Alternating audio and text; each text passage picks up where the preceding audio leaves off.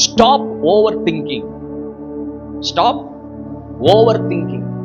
Thinking thinking thinking continue thinking. எதுக்கு அந்த think பண்றனே தெரியாம திங்க் பண்ணிக்கிட்டு இருக்கோம்.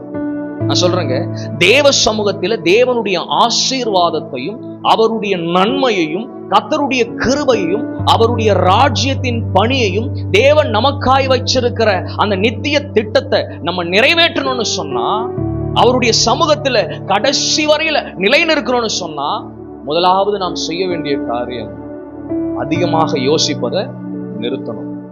ஏன்னா நம்முடைய நினைவுகள் யாருடைய நினைவுகள் கிடையாது, தேவனுடைய நினைவே கிடையாது.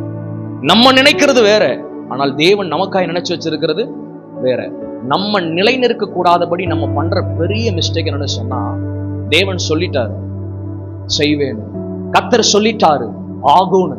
ஆனா நம்ம நினைச்சு நினைச்சு நினைச்சு நினைச்சு நினைச்சு நினைச்சு நினைச்சு பார்த்து எல்லாவற்றையும் இழந்து விடுகிறோம்.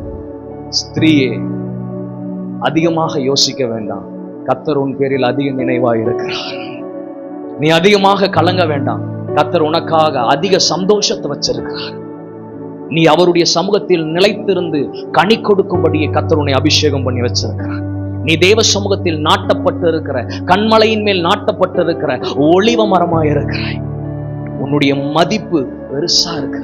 நீ சோர்ந்து போகணும். அந்த வசனம் சொல்லுது பாருங்க, மனுஷனுடைய யோசனைகள் எல்லாம் வீடென்று கர்த்தர் என்ன பண்ணிருக்கிறார், அறிந்திருக்கிறார்.